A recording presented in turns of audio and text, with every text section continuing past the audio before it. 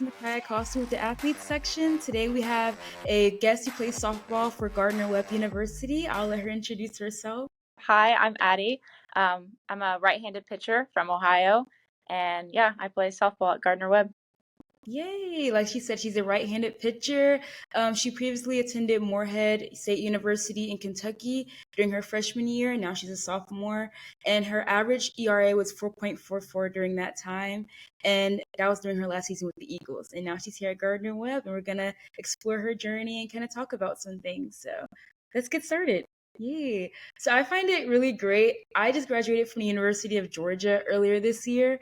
And we're both Bulldogs, so I feel like we're like now in that Bulldog family. So I thought that was kind of cool. Yeah. So I guess first off, can we start with the beginning of when did you first pick up a softball? When did it kind of click that softball is my sport? I know you've been playing for about 10 years or more and probably started pitching around like 9-ish. So kind of just walk us through that journey and tell us like what all was going through your mind and how that all went about. Yeah. Um, well, when growing up, I played about every sport you could imagine. I'm in a very athletic family, so I did it all. And soccer, gymnastics, swimming, basketball, volleyball. I did all of that up until about halfway through high school.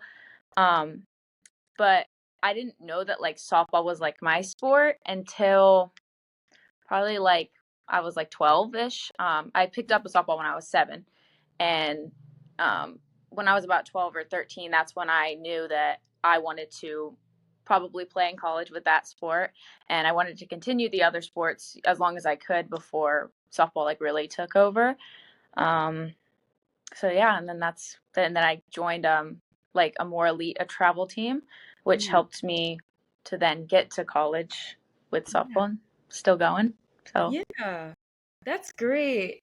And I know you mentioned in your TikTok, 'cause I actually found you on TikTok, and we can talk about that a little bit later. But what kind of sacrifices did your parents have to make, kind of getting you in all of these sports? And then once you found out that you wanted to stick with softball, what sacrifices and challenges did y'all have to go through in order to keep continuing that journey? oh my goodness, so many. I love my parents so much. They're my rocks. But obviously, financial sacrifice. Softball is a very expensive sport, Yeah. and I lots of bats and gloves and all that stuff. But then my dad specifically, he would sit on a bucket and he would just catch me for hours, and um, they got me into lessons. And I mean, I've had to sacrifice so much. Obviously, you have no free weekends Yeah. when and as a kid and like in high school and stuff, that can be hard. Luckily I didn't have to skip any school dances, but I know a lot of people that have. um, and then church on Sunday, um, having to skip things like that. But the biggest burden I would say was probably financially, Mm.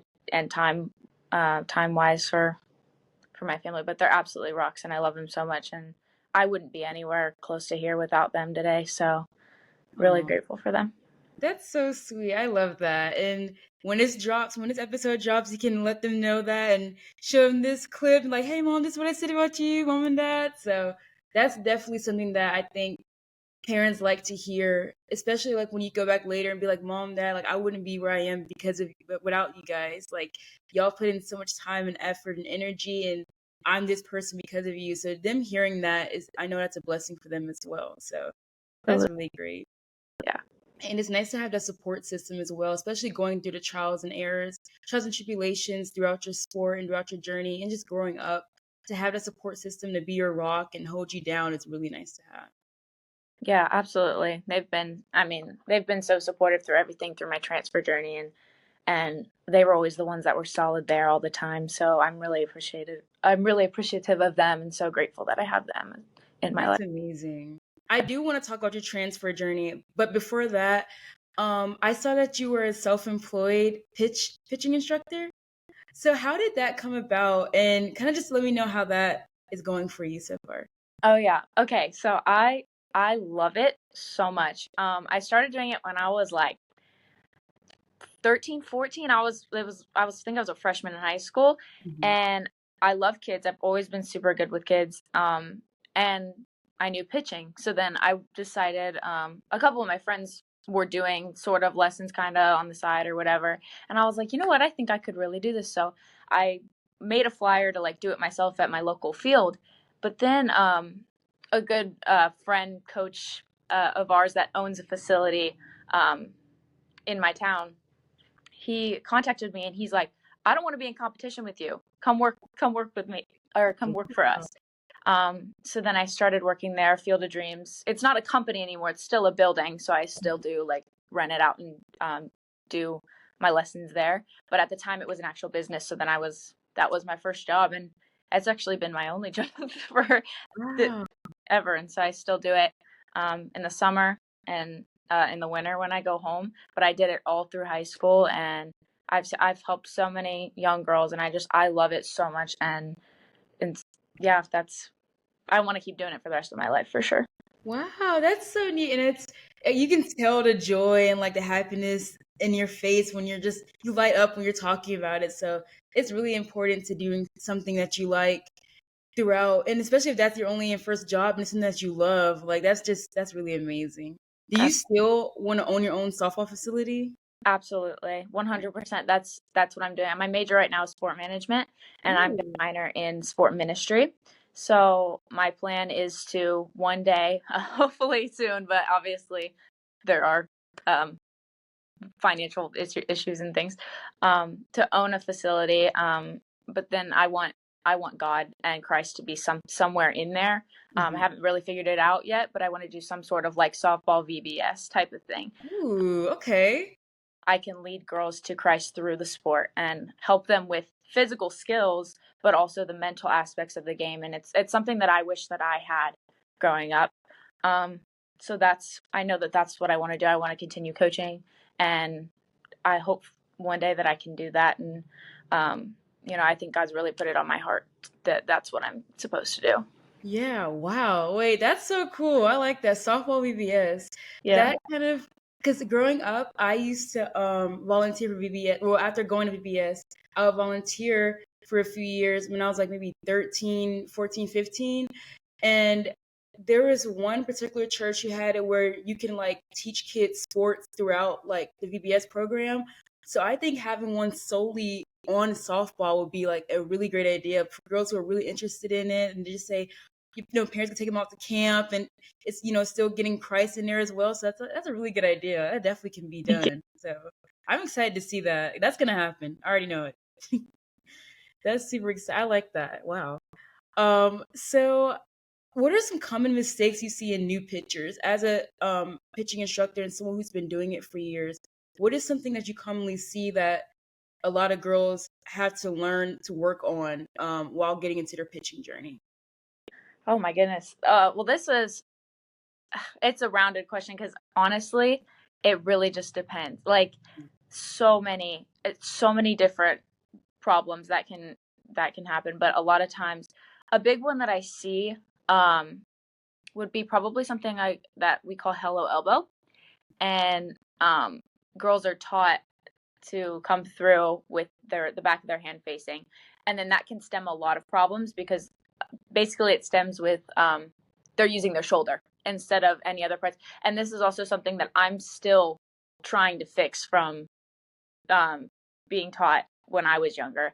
And like when I was kind of self-taught and taught off YouTube videos and stuff like that, but so I never learned how to use my legs correctly.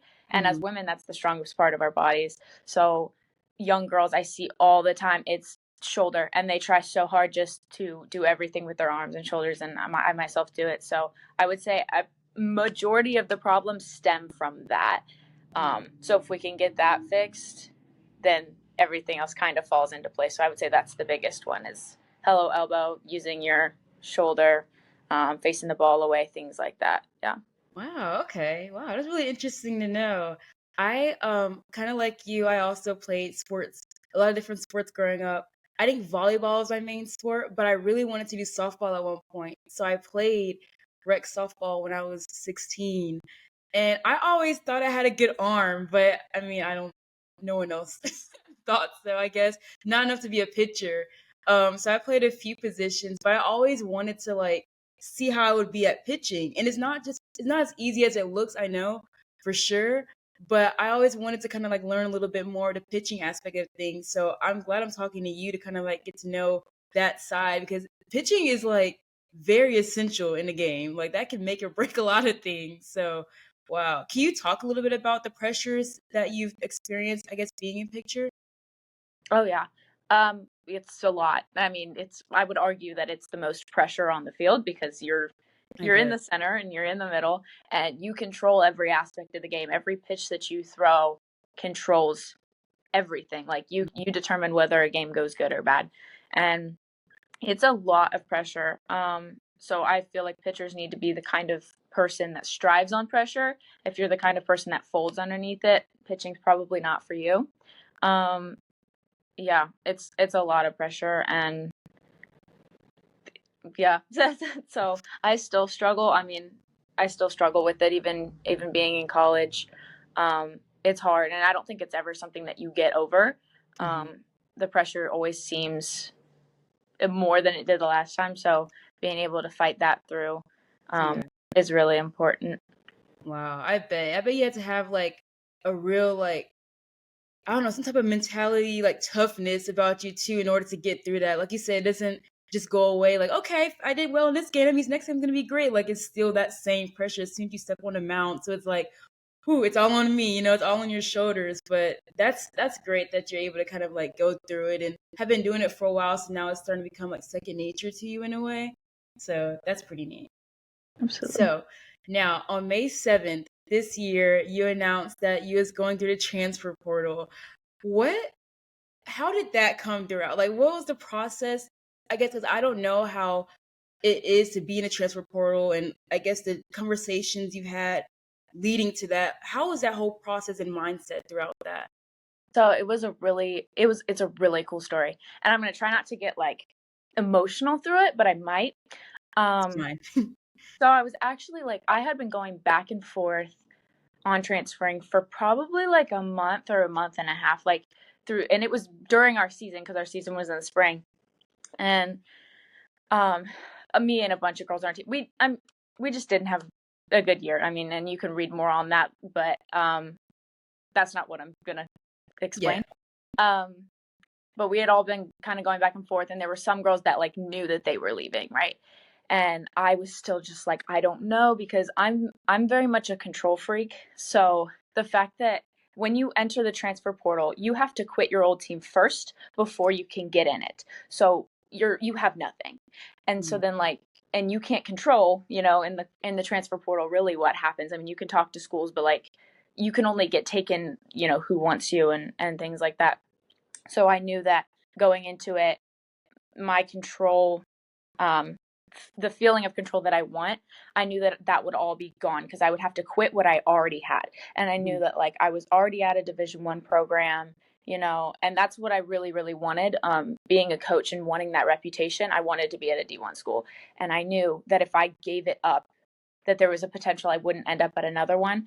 And I didn't hate everything about my other school. So I kept having these thoughts of the what ifs, like what if I get to another school and that's even worse, or like things like that, and in your mind just starts to trail. So that's kind of where I was. And there was one practice where my coaches had done something, and I finally like got this just different feeling, and I truly believe it was God. And I looked down, and on my glove was Luke 1:45, which is blessed is she who believes in the Lord's promises to her. And I just like looked down at it, and like it had been on my glove all year, but I never really like it was just there. I never really like looked at it. So then like Right. this time I had looked down, and I just like felt like it was, I can't explain anything except for the fact that it was the presence of God. And he was just like, you need to leave. Like, you're going to get out of there and you're going to be fine. So then I took one of my teammates, Cassidy, who was another pitcher on the team, who knew that she was leaving at this point. I looked at her dead in the face and I said, do not let me stay here. Like, Mm. God wants me to leave. I'm leaving. Do not let me stay. Because I would keep convincing myself, like, I would get back and forth, back and forth. I'd be like, no, Right. I'm leaving. And then, no, I'm staying. And so then I told her, like, do not let me do that. And then she's like, okay. And then I just like the biggest weight just fell off my shoulders. Like it was such a crazy, amazing feeling. Like I had felt so much pressure and just like worry, but then I finally like gave it up to God and I said like, you have to take this from me because I can't have it on myself anymore. You have to take it from me. And he did. He took it from me and I just felt like so relaxed and I like I had so much fun that practice. And the practice wasn't fun. It was just my mindset of like knowing that I was leaving and I didn't have to come back. Like I just felt so like relieved and it was just the best feeling ever. So then after that, like it was the weirdest thing. I didn't have any worry about it whatsoever. And that's so weird for me because Mhm. I'm such a worrier. And so the fact that I could just let it go and like I didn't have any control. So then like when I was in the portal, I emailed, of course, my 10 to 15 schools that I had that I really wanted. And several months prior, my mom had said, check out Gardner-Webb. Like, I think you would really like this school or whatever. Of course, I researched it. And this is before I even knew I was going to transfer. And I looked over it and I was like, I love this school so much. And so I went Wow. and told my suite mates, I was like, there's this school like called Gardner-Webb. But I was like, I didn't want to get my hopes up because you don't know, you can't talk to any coaches before you get in the portal. So I didn't know anything. Um, and my mom, really cool story. Sorry, I keep going back and forth, but No, good. This is good. I like this. my mom at home, she pulled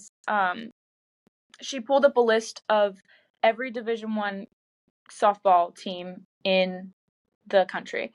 And obviously there's like 280 something or whatever. There's a lot. And she just like randomly goes and she tells me on the phone, she's like, I don't know if I believe this or not. She's like, because, like stuff like this just happens all the time. It could be a coincidence, whatever. But she closes her eyes and she says a prayer and she's like, God, where's she supposed to be? She scrolls down through, clicks one, randomly opens her eyes. It says Gardner-Webb University on it. And so she tells me that. And this is before I even knew I was transferring. So I was like, yeah, whatever. Like, okay. And, but she's like, I don't know if I fully believe it, but like, you should give it a shot. So then when I did tell my coaches I was transferring, like, I felt good about it and I didn't think I was going to. And so then obviously then I email all my schools and I think it was within the first or second day, I get either an email or a text from Coach Mack here. And I started crying. Sorry. No, you're good. Don't apologize. I started bawling at my house and my mom was like, what? Like, who is it? Because like obviously we're waiting for people to respond and I was like, it's Gardner-Webb and that's like kind of when we knew like that like I was gonna go here and even though I had these other schools like in my back pocket, that still wanted me to go, like I knew that this is where I wanted to be. So then my visit and everything happened. It happened so fast. And like obviously when you're in the transfer portal, you have like 2 months to Wow. pick another school, which is crazy compared to high school where you Yeah. have years to decide where you want to go. Um and so then I knew and then I got here and it's just it's so much better for me um and I just like I get super emotional about it every time because just the Lord saved me and I like I couldn't imagine a better story to tell. So Mhm. I thank you so much. Thank you so much for being vulnerable and be able to explain. I know that definitely will help many people who are also going through the same thing. And we're gonna get to that, I guess, advice you have as well for that. But I really do enjoy that, and I love that you was able to just be transparent and tell your story because that is inspiring to hear. I have a similar story. I'm not gonna go too much into it because this is about you. But I also transferred schools to get to Georgia, and the way it kind of happened, it was obviously God. Like it was the day before um the deadline for transfer, and I wasn't even thinking about transferring. I was just going to go to the school I was going to the next semester. I think it was Georgia State. Yeah, Georgia State. And my dad just brought up out of nowhere like, Mikhail, what do you think about transferring to a new school? And I was like, I mean, I don't know. I'm about to be a junior. Like, I feel like it's too late. I mean, I'm not opposed to it, but I don't know. And it was like, you should consider it. Consider like another D1 university, a nice SEC school. And I was like, oh, we'll see. He was like, maybe Georgia or something like that. And he was like, at least go look at the deadline, see when the deadline is. Kid you not, the deadline was the next day. And I was like, whoa, whoa. I was like, you better get those applications ready. And so and there's other things that happen along that way, but it kind of just relates, kind of showing that God has his way, has his pathway just guided in your life. Like, no matter where you start off, it's about how you finish. And then he just, even like him speaking through your parents to tell you, like, hey, check out this school, and you acting in obedience, showing that, okay, I'm open, I'm willing to do it. Just show him he's blessing, continue to keep blessing you in your life as you go around this journey. So that blessed me hearing that story a lot. And I know it's going to bless other people when they hear it. So thank you so much for explaining that. I love that. And I love how transparent you were with it. It's an amazing story. Of course, yeah. So you don't have to touch all the way into this. I know I've seen some things on your TikTok where you kind of explain different things that happened at your previous university. But what was that one thing, or I guess a moment where you felt like, I don't know if I want to be here anymore, that kind of like made you even consider transferring? Oh man. It started in the fall, like the whole year, which I didn't consider transferring in the fall, obviously, because I didn't really think of transferring as an option. Right. But it was more like when I got to the spring and I like looked back at everything, and it was really like when my other, teammates started to say like, "Oh, I'm transferring too," then I like kind of then like realized like, "Oh yeah, that's an option. Like I can leave." And even though like I hadn't thought about it before, one of my teammates, that same girl, Cassidy, she like looked at me and she's like, if when you come back in August, like, are you gonna want to come back to this and do this all over again 3 more times? And I was like, no, like no, absolutely not. But then I still had, that control like freaking me out in the background and saying, like, no, like you're comfortable here, like stay here, like you know it, like you knew what you're doing here and you wouldn't have to go through it again and whatever. But then on the same time I was like, I can't do this again, like not only like mentally but physically, like I don't think my body could have made it another year there. So I was just like, you gotta go, like you gotta get out. So there wasn't really like a key moment. It was more of just the moments kept adding up and just kept getting worse to the point where I eventually was just like, no more. Like, You're like, all right. yeah, That's like it. I give up. Like I can't, Wow. and like trying to like see the positive aspect of like, oh, it's not that bad. And then there was a day where I was like, no, it is that bad. Like you like you need to leave. And Yeah. actually, this helped me also like decide that I wanted to is, I have, in the softball community, everybody in the area that plays the sport, and it's a really strong community. And so I had friends who played on other Division 1 colleges, and I think sometimes coaches forget that. So then, Mm. they can treat their teammates differently, or treat their team differently, and then they forget that we can actually contact other schools. And something that they would tell us was like, oh, every school is doing this, and then I was like, well, I can actually go find out if Now, they. let me double check. Let me fact Yeah, check that real quick. I can. So I texted several of girls that I hadn't spoken to in years sometimes, and I was just like, told them some of the stuff that's going on. And I was like, now my coach has said this is normal at every school. Is that true? And they're like, absolutely not. I'm so Mm. sorry that you're having to go through this. Like, you need to get out. And so then that's when it kind of opened my eyes to like what was going on outside that we had been lied to. And I was just like, that, like, okay, that checks out. So Yeah. then once I got past that, then I was more open into the transferring, like the idea of transferring.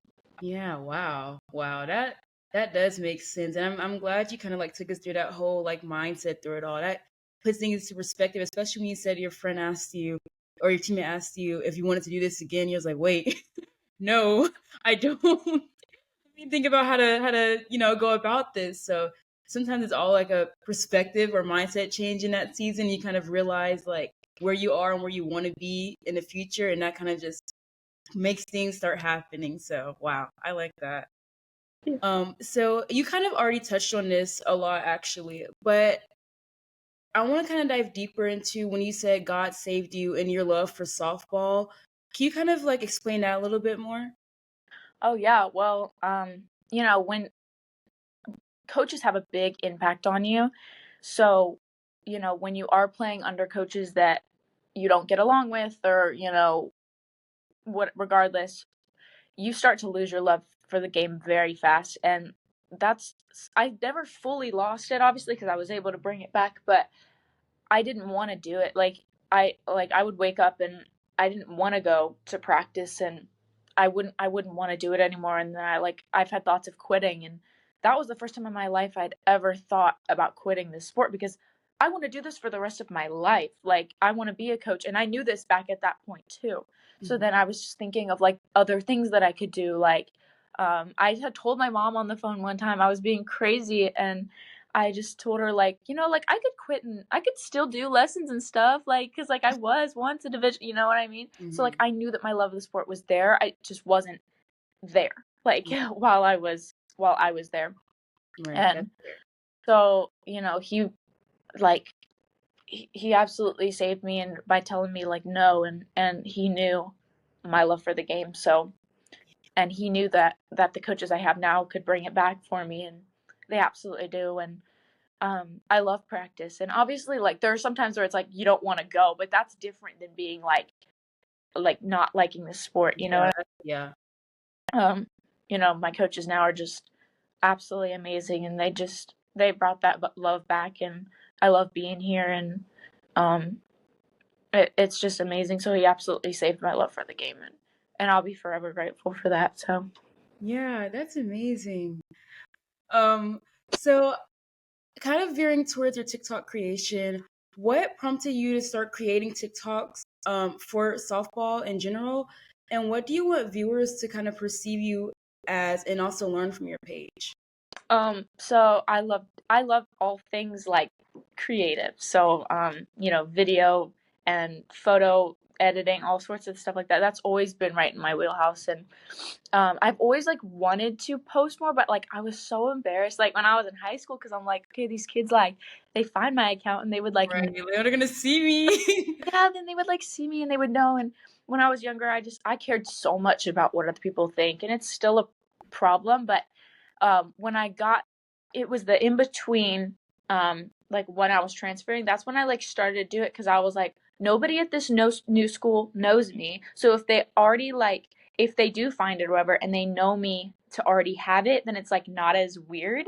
You know what I mean? Versus like me starting it up, like once I already know all these people. Yeah. I don't know if that happens. So, and then I started to do it, and I'm hoping to get into the creator program, so that I can raise money for the facility that I want someday, because that is expensive.